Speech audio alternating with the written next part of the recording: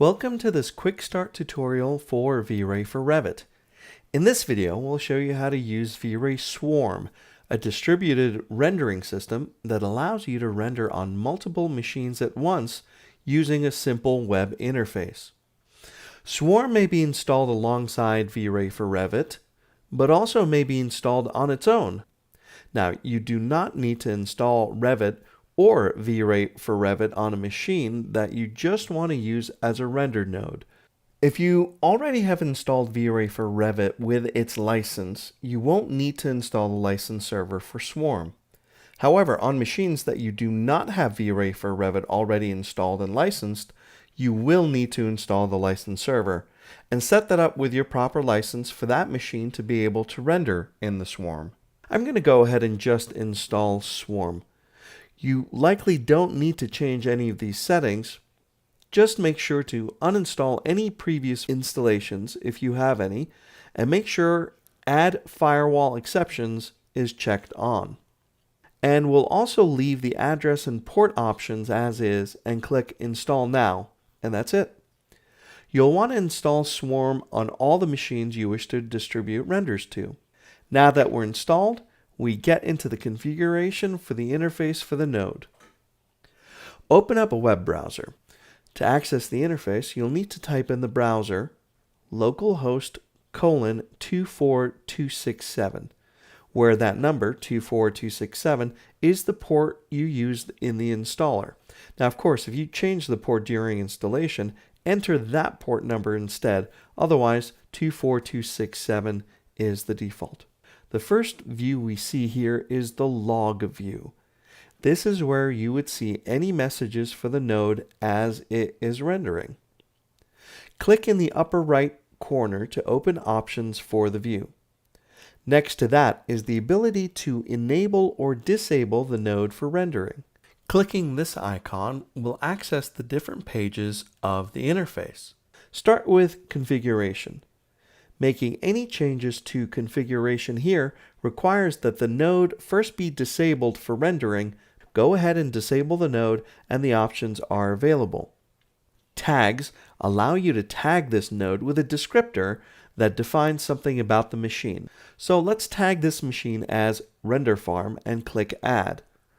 All of these nodes will come already with the default tag.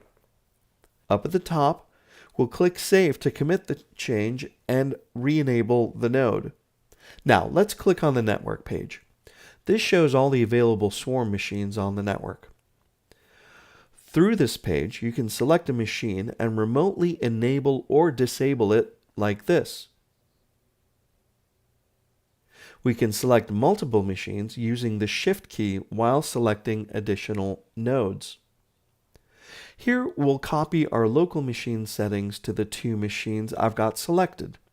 First, I'll disable them, then click over here on Copy Configuration. You can see the tags carried over to the two machines, so let's re-enable them.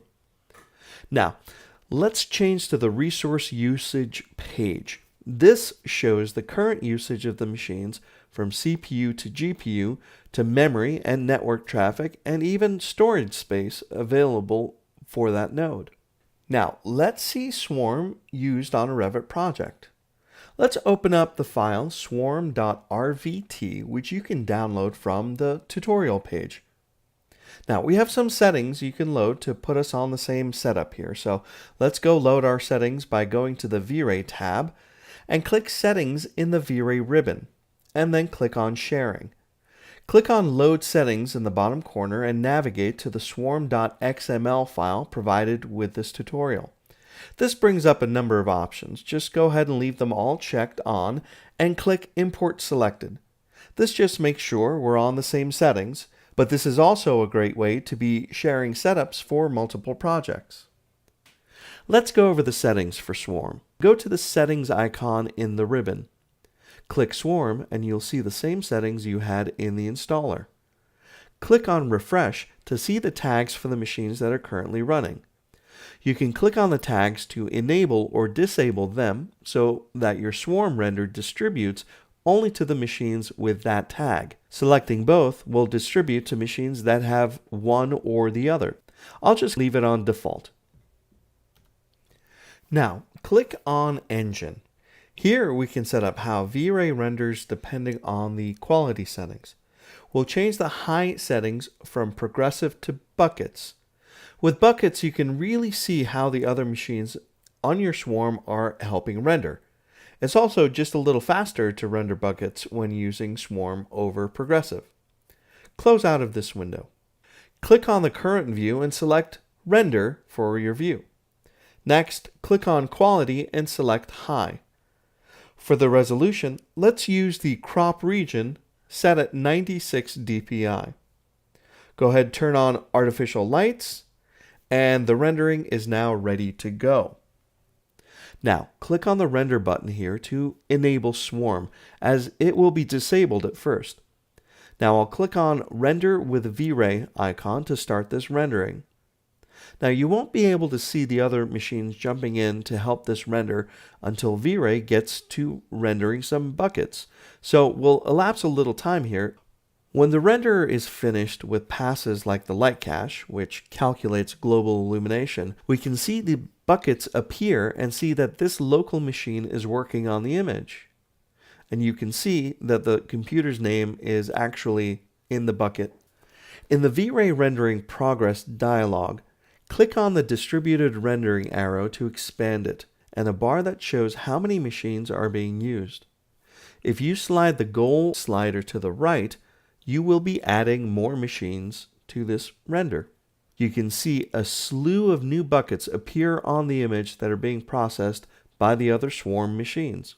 Sliding the slider to use a higher percentage of the available render nodes will kick more nodes onto the render as you need. Let's go back to the web browser by just clicking the Launch VRay Swarm icon here in the Rendering Progress dialog. This will connect to a random node that is currently rendering, and you can take a look at whatever information you need to know, such as the log, where you can see detailed information on the active render, or even the resources for that node. Now I can disable a node to take it out of the available machine pool at any time, and it removes that machine from the render. And if I re-enable it, it will be placed back into the rendering pool. So you can dynamically add or remove nodes in a swarm render as needed, and it'll just work. And here we can see the image being finished up with a distributed rendering using VRay Swarm, saving me a lot of time over rendering just on one machine.